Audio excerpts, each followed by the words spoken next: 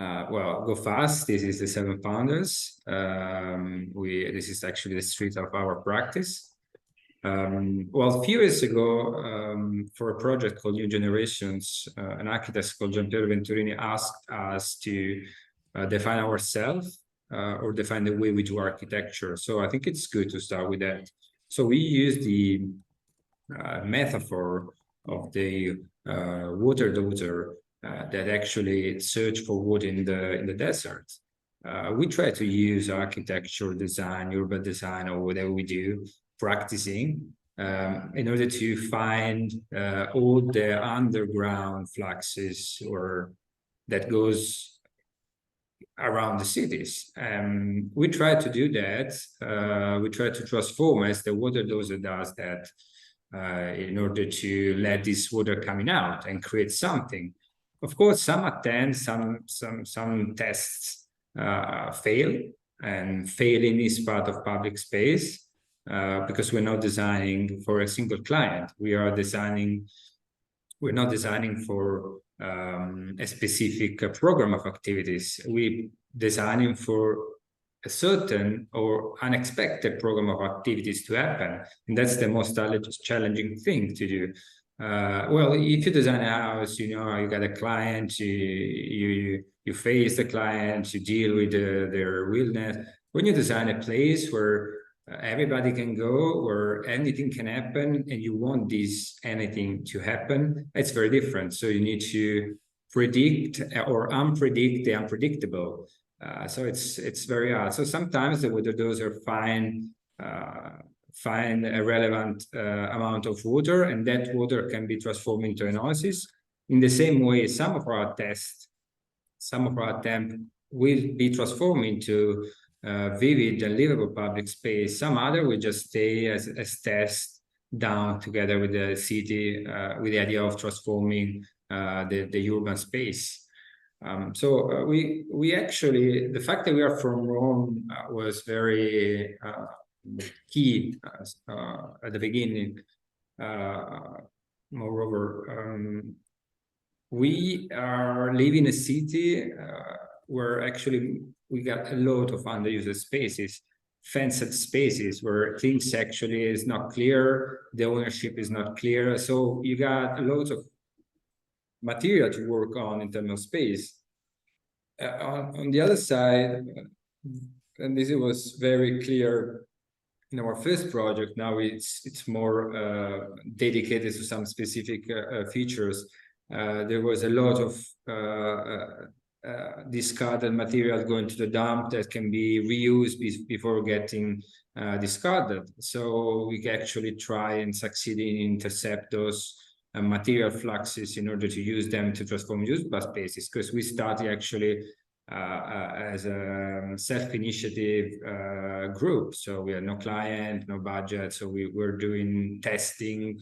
So the synergy between these elements were actually our base ground.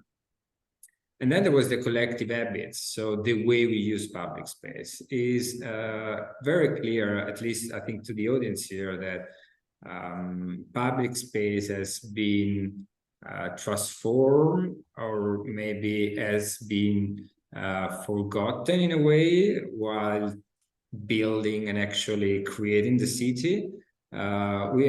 Our city has been influenced a lot by the way that, for example, the 20th century way of building the city or creating cities were thinking about public space, so an empty land where things should just happen. But this idea is most of the time was wrong. So we need to engage, retest, and visualize new ways or old ways of using public space in order to recreate those habits and those attitudes of using public space as the backbone of the democratic and social space of the city. So in the last 15 years, we've been involved in different urban processes. So we have been working together with municipalities, associations, a group of citizens, unorganized, trying to create incremental spaces, incremental public spaces in order to face or to deal with some specific needs that emerge during the process. We did actually a few exhibition where we stress some of the theoretical topics we've been working on about public space and how this relationship is very strong. It's very heterogeneous with all the other features of the city. But as you might have seen, or you will see actually in the coming projects, most of our designs are very characterized by a few elements. So one of the tools we usually use is hands-on self-construction workshop. So we usually try to help and engage citizens into the physical transformation of the space. That has different reasons, and we do that as a tool, so in specific situation.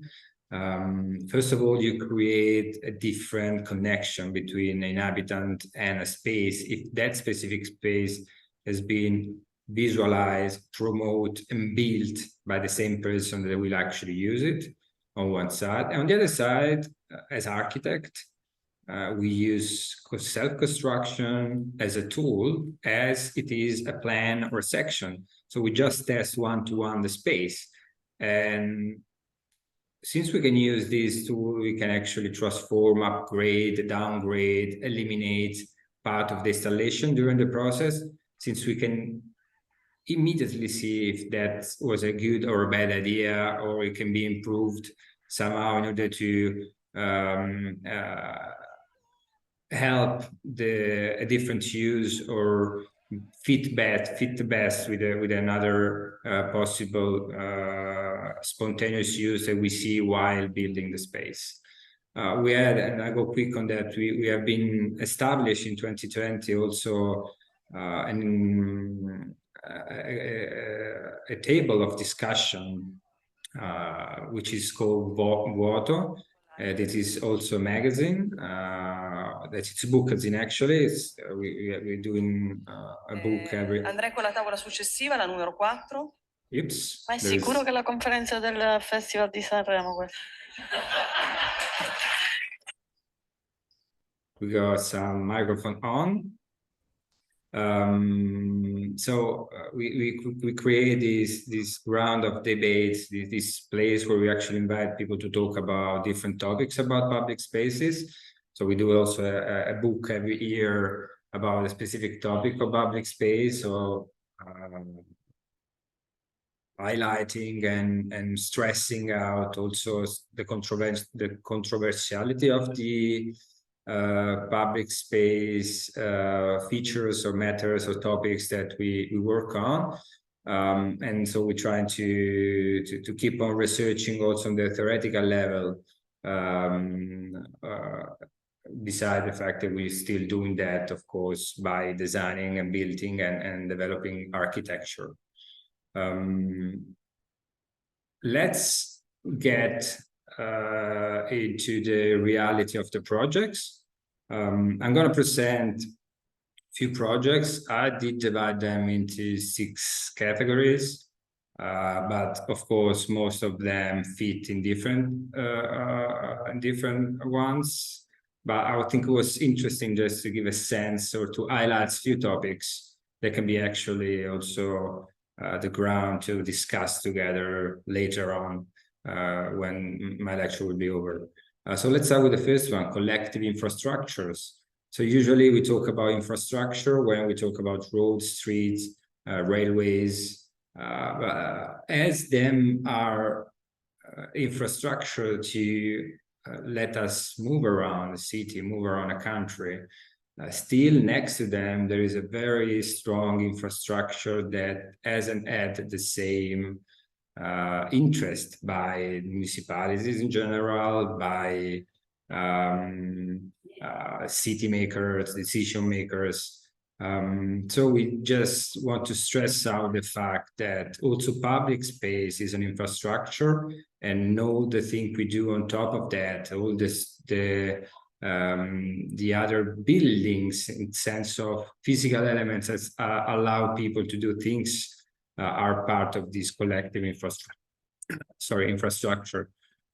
So we start with the first project, and I start with this picture. I don't know if any of you knows what these three spheres are, but actually you have been next to these elements quite a few times. Those are key kegs, and those are storage for beers. So in every bar, pub you went, most of the recent beer has been storage in this plastic mono-use element. Now the shape is different, but it's still very used in the industry of beer makers or brewery. So this actually comes from our experience. We were just going around bars and seeing these elements unused out of the bar. So we thought, oh well, let's try to transform that. And so we transformed them into light bulb. First test was 2012, was our first permanent project in a park in Rome. But then in 2014, we've been invited by MoMA PS1 of New York and Maxi Museum Rome to participate in YAP program. YAP program was the Young Architects program launched by MoMA PS1 to just promote young architects, and the one at the Maxi Museum was the European version. So we participated in the competition, and we won the competition with the 8.5 proposal. And we decided to do two different things. On one side, we decided to build actually an infrastructure. So the references are different. We got the idea from the Fan Palace of Cedric Price, so a structure that can be transformed by the audience and can host different events. And actually those events can actually transform the structure. So a structure that can be very flexible. Unfortunately, these pictures, well, this is like a section of the Teatro Olimpico from Palladio, and it's something was very fascinating for us, this picture, because we were seeing the scenography creating a division between the city and the audience, and it was very interesting as an image to use and to transform into something interesting. And then of course we had the 8.5 movie by Fellini that actually ended up with this very ethereal structure when you got this collective celebration, when actually the main character find a solution to his problem of writing a new movie, and you got this collective celebration going around into this very ephemeral structure. So we just start from these very heterogeneous references, and we went and create 8.5, that is actually a movable theater that can host different events and different also informal events during the everyday and the daily life. But of course, I was mentioning the key kegs, so the beer storage. So we decided to scale up, to start from the test we did in 2012 to scale up to 312 key kegs. So as long as we won the competition, then we had to do that. So we succeeded in finding a way of dividing them into modules that we can actually control with the PC, with a laptop, and so we can actually do graphics on the theater structure. But of course, most of the thing was to just collect them out of the pubs and store them. And so this is actually all the bars we have been working with, collecting their empty key kegs around Rome. So we collect them, more than 500, and together with the university, we transform that with an upcycling process into light bulb. And actually, we built in 2014 8.5. So 8.5 was made by mostly an element, it was just wall, a wall that can be inhabited and that create different spaces. So just an element that allow things to happen. And that wall has also an upper floor where you can actually stay or look at the Maxi or the garden around the Maxi Museum with a different point of view. And on the back, it actually creates a shaded situation, an urban oasis. If you've been in Rome, summer can be very hot. So creating a shade in that situation that actually was created by construction site fabric, just linked to 1,000 liters containers, so can actually be adaptable to different grounds. Was perfect for both events and daily life. So we got during the day lots of things happening. We got some small features as this water pump going out on every hour, events both from the top, or we can actually use the 312 light bulb, or in the back when the situation need to be more intimate and the concerts need to be more intimate.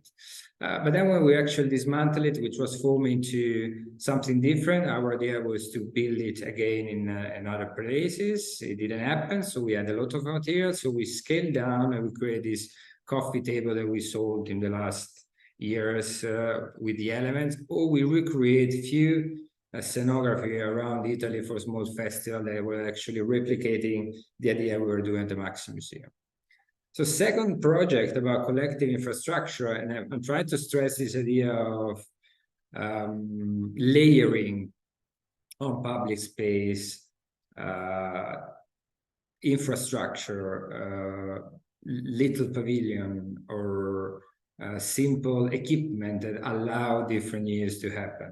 So in this case, there was a project going around Langhe in the Piedmont region. The reference was, of course, the eastern city of Acigram. So the idea that in a sleeping town, you got an element that can infiltrate, promote events, and when he leaves, just let the network takes over when that actually happens. So we try to do the same actually with this nomadic pavilion going around the Lande area. So going around Alba, Saluzzo, and the other cities of the Langhe area.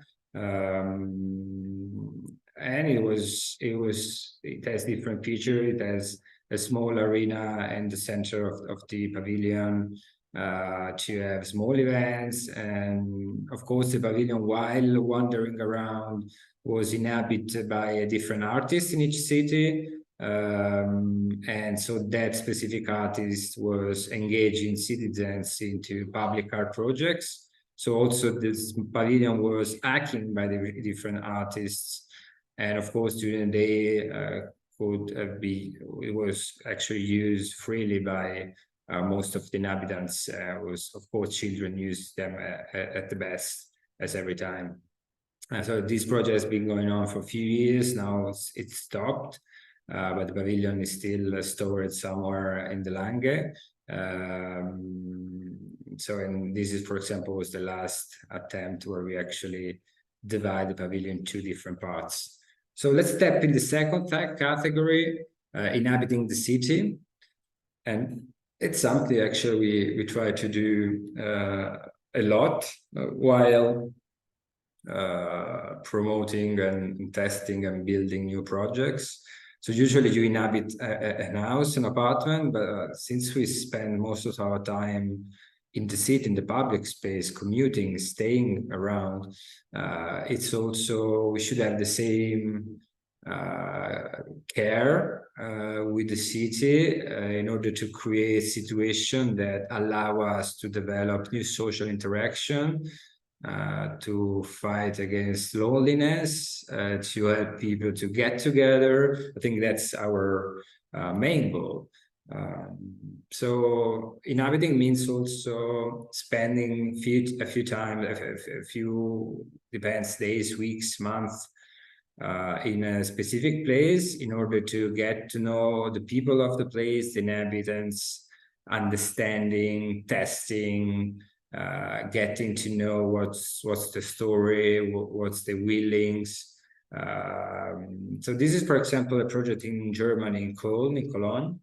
was promoted by a public art festival called City Leaks, and we were asked to create the main headquarter of the festival. So it's a very common situation, at least in Europe. You got this huge railway cutting into the city, and you got these spaces under the arches of the railway that also in Milan, for example, they have been used as laboratory for decades, and now they're abandoned, so nobody used them.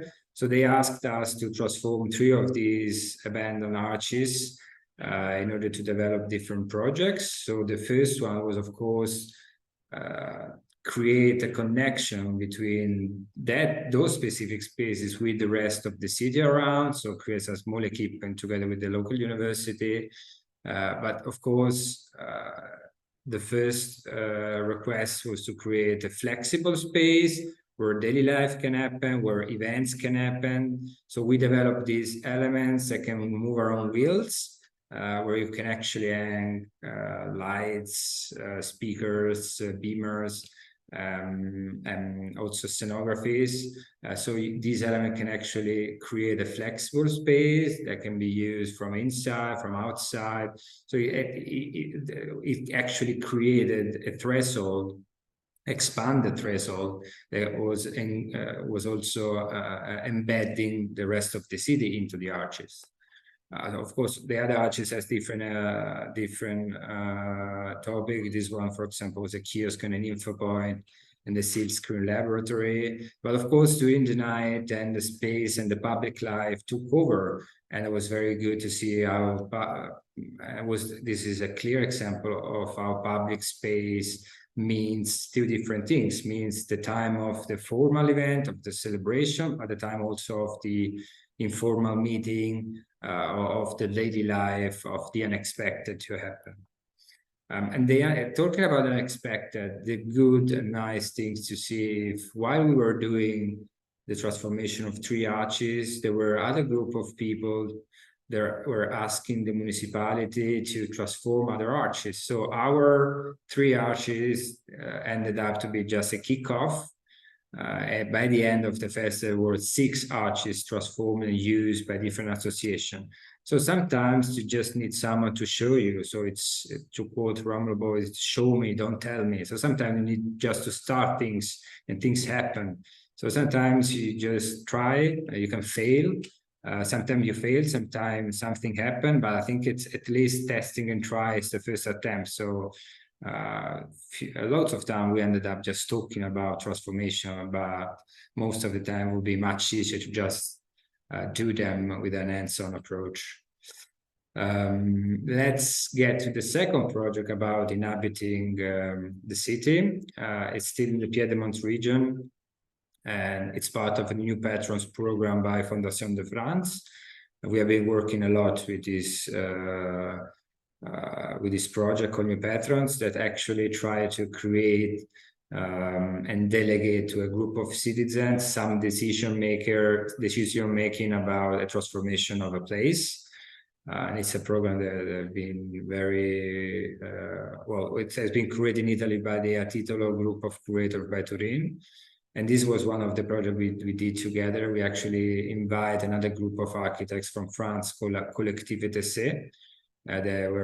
We experiment and do a lot of things that cross each other, as we know since we were both born as group of architects. So we know since the beginning. It was very good to do these projects together.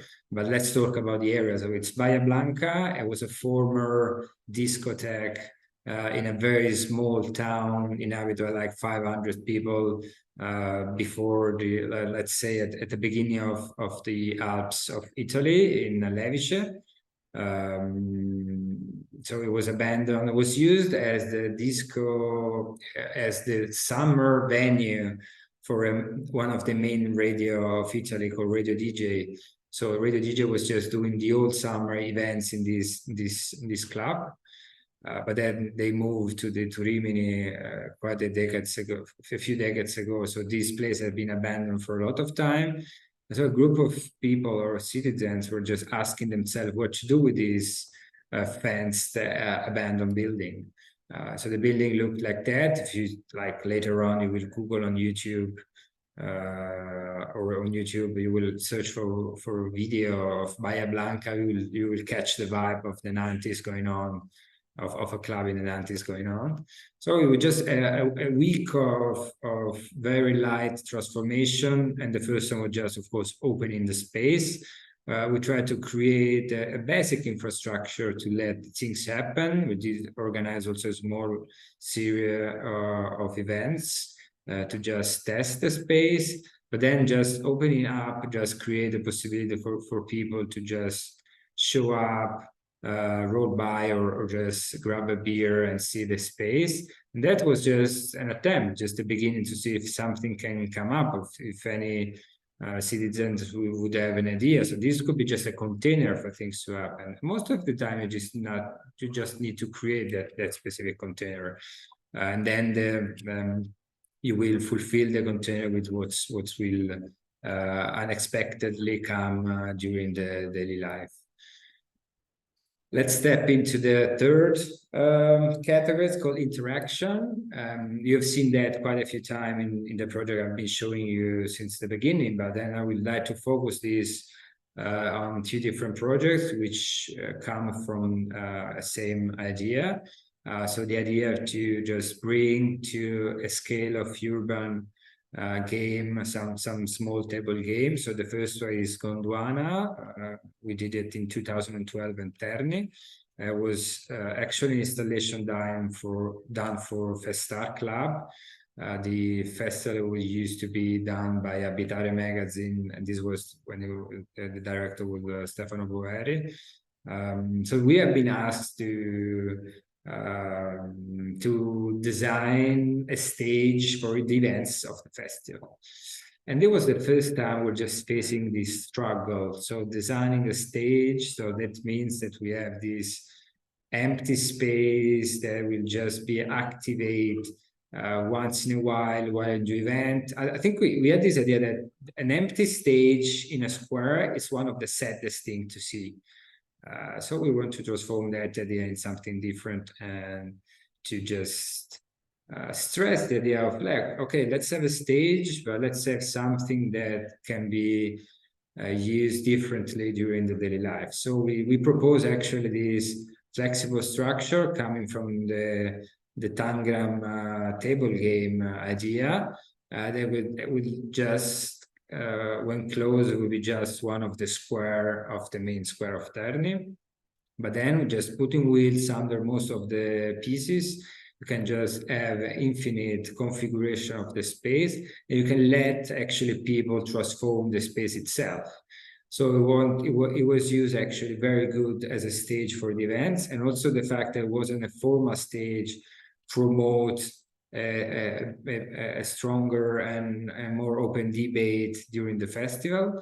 But of course, during the day, it was just a free playground or a free equipment just for public life to happen. On the same idea, another project called Mulino was still coming from a table game, scale up to the level of a urban game. And this time we're still in Cuneo, still in the Piedmont region, so in the Lang area. We had this project together with the Turin Politecnico, and they were asked by a group of citizens that are in charge of this Littergalgen to transform a former rollerblade platform that has been unused for years. So we decided to stay on the game feature and to transform it with few elements that can be used in different ways. So it can be used as the game itself, or can be used as equipment for small events. This is, for example, the final act of the primary school, and they were using the structure as a stage. And of course, daily life, everybody uses it as a playground. We also developed this small tool to just move those triangles around, and there was just the fact that so you can move them without bending down. And it's usually like, since the kids were there with elderly people, and there was better for them to just not bend down, to just move around the triangle. So we did create these more tools to move the triangles around. And of course, this things just happens if you just create a condition to happen. Stepping in the fourth group of project, the fourth group is called Building Community.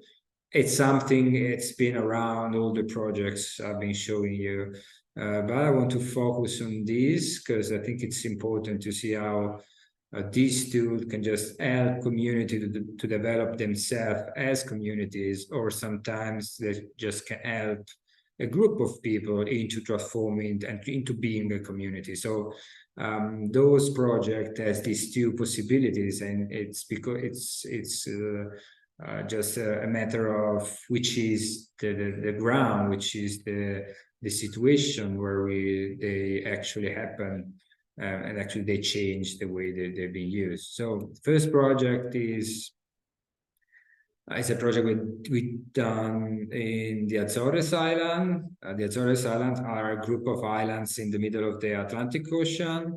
They are Portuguese. They are Portuguese islands. So, but still they are in the middle of the ocean. So for decades, or for centuries actually, they've been the step over for all the boats going from Europe to the America, and so that they've been very, in a way, isolated, but in another way they were very open, or actually they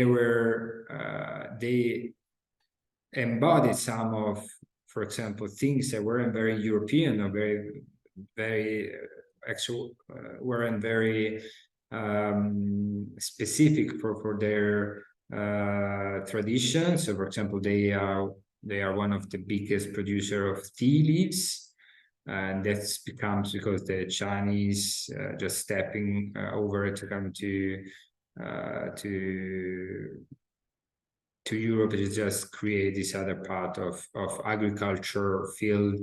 And so these, for example, they use their main food is Cryptomeria japonica. That is a typical Japanese food, since Japanese has been planting those trees while stepping over to get to Europe. So it's a very, in a way, isolated situation. It has been a very isolated situation for years, and but in a way it was very flexible or permeable to these changes. Might be looked now as colonial, a colonial approach by those people stepping in those islands, but still they've been like that for centuries. And then, like 30 years ago, they got a low cost of mass tourists coming over with the first Ryanair flight. And this was actually affecting a lot the cityscape. So all the transformation were very fast. They were trying to be related to this mass tourism, but it was like a group of people or a neighborhood that was very strongly fight against this fast and cheap transformation, and they want to express themselves and show themselves as a strong community. And they wanted actually a public space to do and develop few events. As you can see, the urban tissue of Ponta Delgada, this is the city where we're working on, in São Miguel Island. You got very narrow streets. You don't have actually a space that looks like a square. So that request was very hard to be satisfied, but we ended up in this small road used as backyard by most of the shops and as a public dump by the citizens. And we thought about, yeah, let's try to do a square here. So we convinced them and worked together with the inhabitants in order to use that as their public space. So we developed Casa do Quarteirão that was coming from the the structure actually, so the configuration was coming from the traditional Azores Island house, but we developed these using frames together with few inhabitants, so teaching them how to use those frames, how to transform those frames, they can actually maintain the structure after the festival, because the structure was supposed to be there just a few months, and spoiler, it has been there like for 6 years. And now it's been taken down because the wood was too ruined. But actually, since we just create this small infrastructure that is more actually a scenography, yeah, it has some features, it has some benches, but just create the sense of having a community there. Schools have been starting using this space. Actually, the shops have been starting using the back door as a main door or as the secondary door. So they actually just opened those doors and they transformed what as a backyard into a vibrant public space. This was one of the events that was running during the festival. So to stay on the building community topic, we come to another different situation. I've been talking a bit about this remote or inner areas. We were looking at the Bahia Blanca example. Also, this one in the Azores Island could be related to what's happening in the inner areas of Italy. And this was still part of the New Patrons program by Fondation de France. So we were invited to work on this topic in the Sardinia island in Florinas. That is actually a small town between Sassari and Alghero. A small town that's actually inhabited by around 700 people. Most of the young people just leave as soon as they can because there is no job. So it's a typical configuration of the inner island problems of Italy. But then you got teenagers, so you got people from 10 to 20 years. They are there, so they live there, they just hang out there. So we were asked to work with them. They were very they really want to be considered an active actor by the other citizens, by the other inhabitants. So we help them out to develop themselves as a cultural association, and we help them into imagine which would be the goal of their association. So we transform them and work with them into the idea of being the keeper of the public park of Florinas, that is called Villa Figulinas. And since there was also a small kiosk in the park, we transform it together with them in order to be their headquarters. I mean, and the nice things of this New Patrons program, always created by a Titolo, was the fact that actually this group of citizens, in this case, we're talking about teenager, were just stepping out and say and presenting the project to the rest of the city. So they were becoming decision makers, and that was very good and very happy to see them doing this in front of their parents. So also being developed and engaged as part of the community they are living every day. So of course, doing this project meant a lot of things. So we did the flag together with them. We tested the space. There was a European Championship, so we tested the space. Also doing public projection of the matches and movies. We developed few public equipment, some graphics, some small feature for the headquarters, for the kiosk. And actually, the main result of the project was the fact that they actually established a cultural association, and they are in charge. They've been in charge for years now of the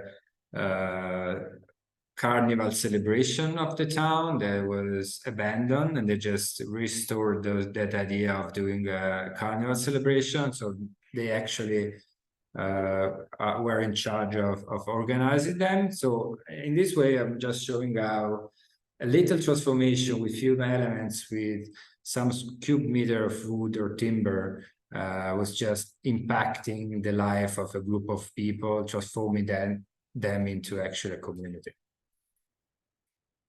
So let's step into the fifth group of projects. It is called urban storytelling, and it's actually one of the tools we have been using to engage people. There's two different projects I would like to show, and the first one is actually the project where we have been founded. It's the second project developed by Horizontale in 2010, but where we actually the current partners were working together for the first time. It's called the Largo per Estrello. This is one of the square. This is actually next to our studio in Rome. This is the east side of Rome. It's called Marranella. It's a very dense and somehow complicated neighborhood. You got more than 40 different people from more than 40 countries around the world. So this is actually one of the square. There were 40 different ways of using a public space, deal and manage to live together every day. So, but that space looked like that in 2010. This is a very typical Roman situation. So they just a private company building an underground parking, but then municipalities never succeeding in finalizing the square on top of that. This was a public-private project financing that was called PUP in Rome. It was a program for public-private investment for doing underground parking. So the square never happened. So this situation was going on for like 7 years. So together with the local association, local neighborhood association, we decided to open up all the fences and try to imagine and to transform into a common, into a public space organized by the same local association. So this was just the first actions we were doing as a group of architects, where actually most of us were still students at this time. But then actually the municipality started the project. So since we were creating all this critical mass around this transformation, we decided to create a small equipment just to continue the engaging of the citizens or the inhabitants, and in a way transform them into someone that was in charge of looking and controlling the fact that the construction site was going on. So after actually the municipality finished the ground floor, the square was open and was like not very finished. This is, for example, was the opening party, because actually on this square was supposed to be an open air market. But since they're planning to do that, so they wanted to move a market from another square in the neighborhood to this square. It took so long to just do these things that actually the other market isn't there anymore. So we got a square that can host the market, but we had no market to be moved here. So this is a very typical bureaucratical loophole, or where we actually quite a few times ended up, and actually can clearly see in public space. So public space most of the time come for a very critical organization or ownership issue about who is in charge of what. Then this was just 2010. So then we did a lot of other things for the coming years, and we decided in 2017 to be back in Piazza Perestrello, since we learned a lot. So we want to again to work on this square. But see there, it's all like self-initiative. So we were searching for funding. We did apply to the cultural funding for summer by the Rome municipality, and we decided to use those events as a way of engaging all the associations, all the inhabitants around the table, and to see and to imagine together what could be the future of Piazza Perestrello. we use, and that's why urban storytelling, we did create an installation called the iceberg, because we want to stress the idea of the fact that as the iceberg, as for the iceberg, we can choose just the tip, and most of the iceberg is under the water. We want to just say the same thing through the installation, so we just know the tip. We just know what we can see with the eyes, but we are sure that there's lots of things going on that we cannot really see, and we want to stress and to engage that hidden side of the square or the daily life through this installation. And the fact that we were using the iceberg idea, as it has been used as the way of communicating the project. So all the people involved were saying, oh, there's a new iceberg in the square. There was the iceberg ice cream, for example. So everything was related to iceberg. And in this way, there was a very fictional way of engaging people. We succeeded in enlarging the audience and to collect all the different associations around the table to visualize or to program certain activities on the square during the coming months. Of course, we did that as we usually do, so with the construction site, self-construction workshop, and then organizing a few events on top of the installations. And as I was mentioning some minutes ago, of course, each places need to be flexible, need to be used on the two different levels. So on the celebration events time and both, and on the daily life. And this installation was working pretty good. We had also snow in Rome. That's very rare, and it was nice to see the iceberg in its natural habitat. But then, because of some bureaucratic issue, we had to dismantle the installation. So we had just what was left, so the pavement design. But since we're a bit stubborn about this square, and the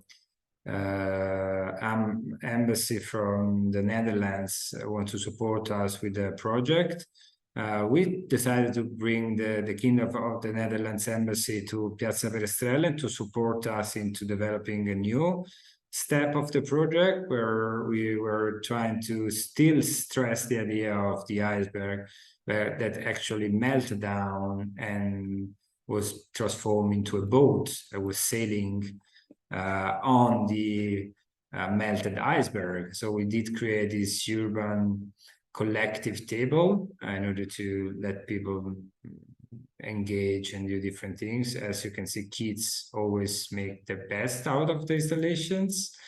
And we try in this way to still get again in touch with a certain program of activity with the association.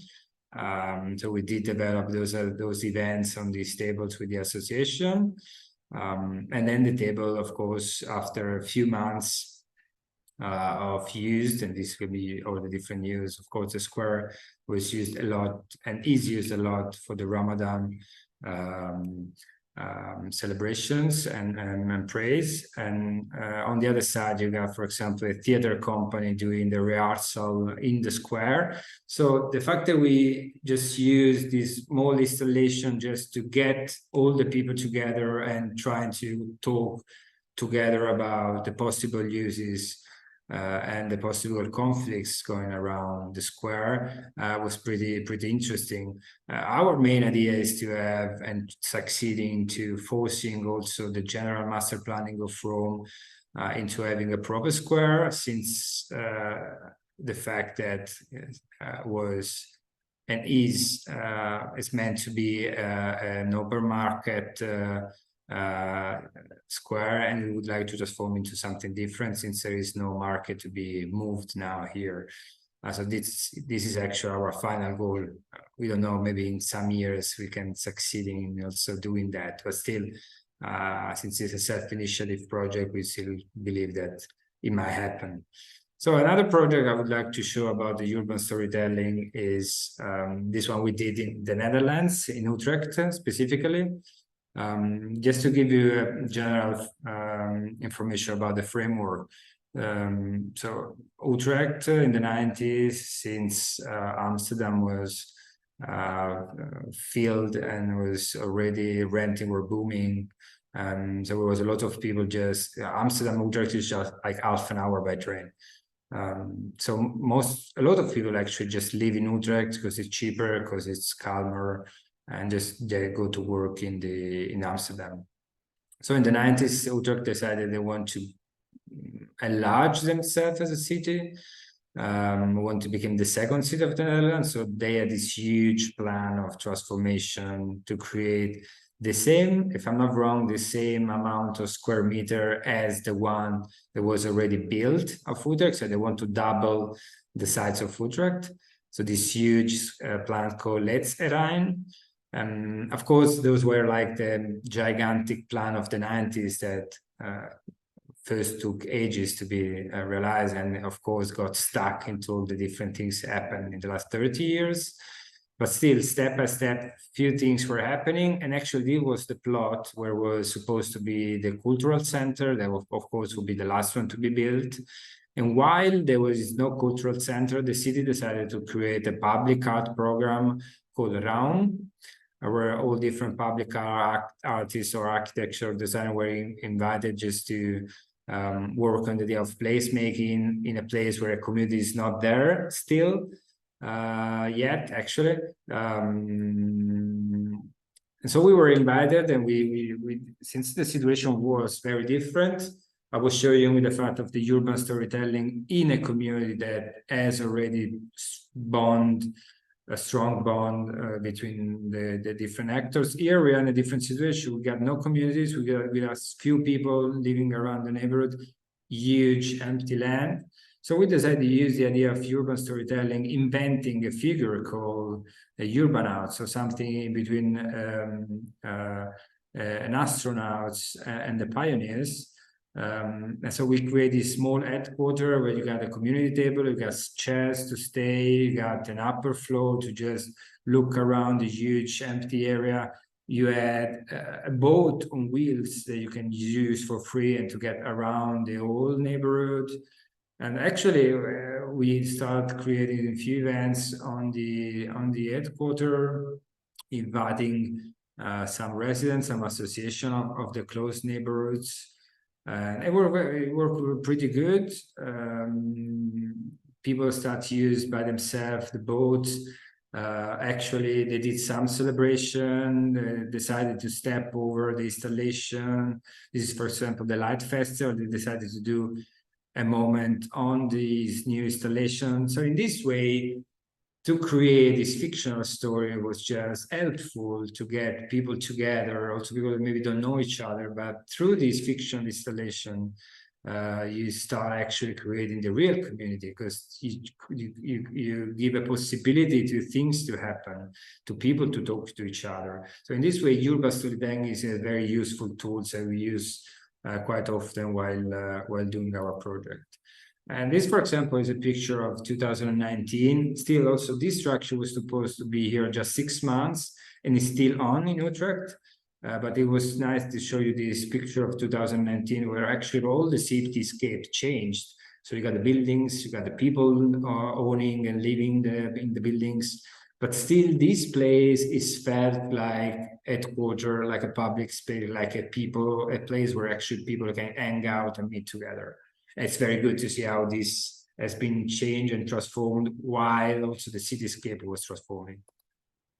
So last category, and then I'm happy to hear your comments and to open the debate for the next half an hour, was teaching and learning. As you can see, we usually build and develop process of transformation together with a group, with citizens, with association. This one, for example, it's one project started in 2017 and still on. It was actually the one showed at the Italian Pavilion during this last Biennale, in the Italian Pavilion curated by Fosbury Museum. But actually this project started in 2017, where the Lesepi Association invited us to just do a construction workshop together with migration center of the area and the Metropolitan University of London. So the first year we just did some small furniture or some small collective celebration in order to create the first sense of belonging in a little town called Belmonte Calabro that was half abandoned because most of the people were actually most of the people moved out since Calabria was facing two main issues like depopulation, and I was already mentioning that for Sardinia, so it's one of the topic of the inner areas, as you might have known already, or at least the people that has been working on the Italian landscape. So this first year was just an approach into engaging with the different community, with doing small celebrations, small furnitures. But then the second year, the municipality just gave us one of the room facing the square, the one that you can see at the left of the picture. There was one of the storage of the public library. So we did decide to transform it into an exhibition center. So we had a group of people working on the exhibition space, but then we decided that we want to exhibit fictional items. So we create a group of people going around, the inhabitants of the neighborhood or of the little town. I was like people from Gambia, from Senegal, people from London, people from Calabria, people from all over Italy. So different group of people asking each inhabitant to just donate one object and to donate also a story through this object. So we collect all these objects and these stories and exhibit them. But the fact is also the exhibition itself, the collection of the objects was the first attempt of creating the community of the future.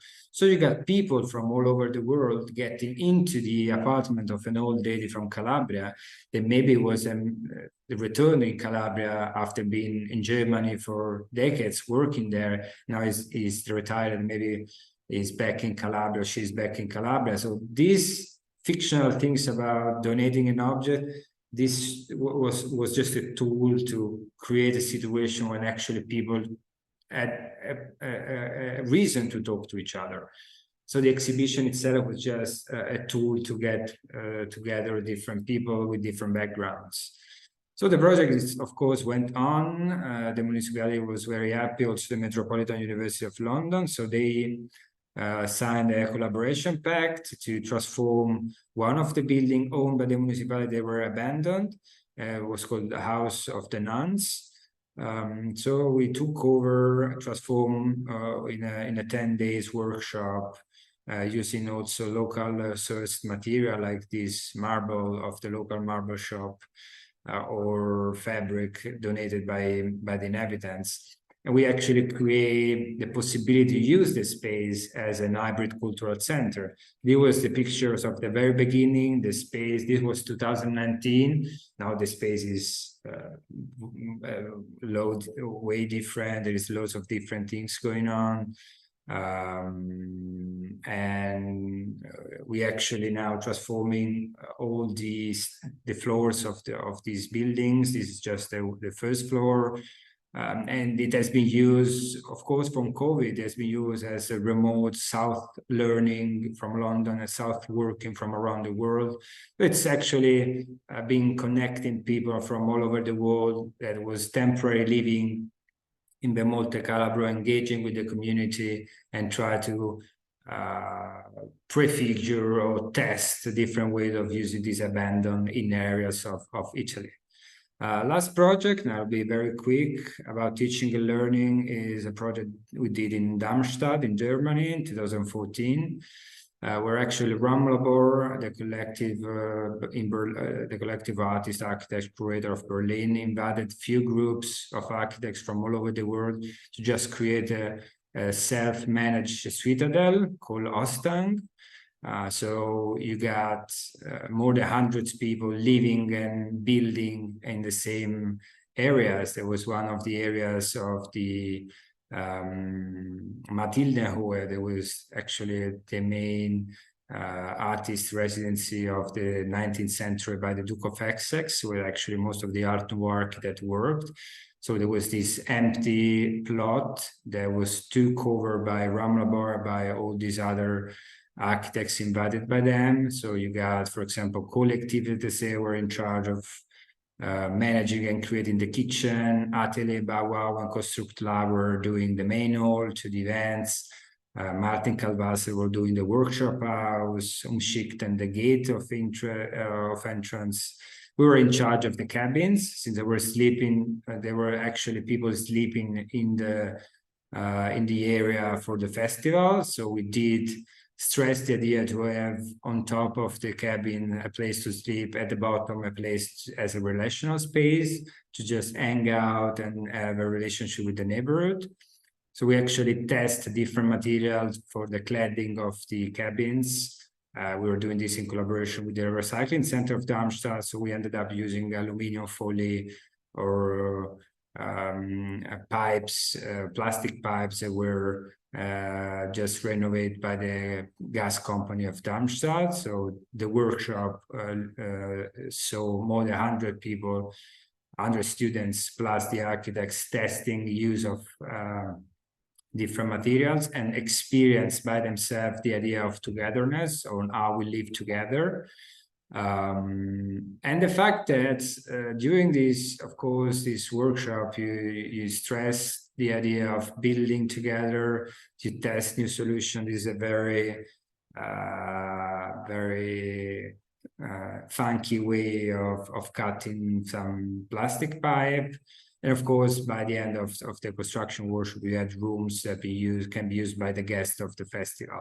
But then when the festival was over, we were very happy that the Darmstadt University took over. They transformed the cabins into terraces, also adding a new entrance.